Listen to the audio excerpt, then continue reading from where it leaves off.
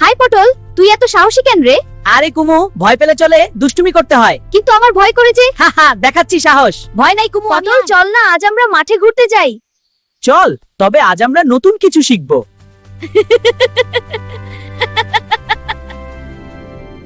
চল মাঠে যাই। হ্যাঁ, দৌড়াই। ও, একটা পাখি কাঁদছে।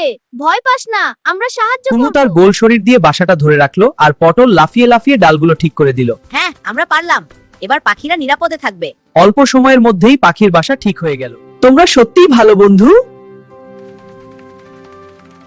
পটল, আমি ভয় পাচ্ছি। ভয় নেই কুমু, আমি তোর পাশে আছি। হ্যাঁ, তুই থাকলে সব সহজ। ঠিক বলেছিস। সাহস মানে ভয় না পাওয়া নয়, বন্ধুর সাথে থাকলে সব কাজ সহজ হয়। তারপর থেকে কুমু আর পটল সবসময় একসাথে নতুন ভালো কাজের খোঁজে বের হয়। পটল, চল নতুন ভালো কাজ খুঁজি। হ্যাঁ কুমু, একসাথে আমরা পারবো। এসো, একসাথে এগিয়ে যাই। হ্যাঁ, বন্ধুত্বই আমাদের শক্তি। এই পাথরটা সরাতে হবে, একসাথে ঠেললে পারবো। আমরা পেরেছি। আরো গল্প পেতে আমাদের পেজে লাইক করো এবং সাবস্ক্রাইব করো। নতুন গল্প মিস করবে না। লাইক ও সাবস্ক্রাইব করো।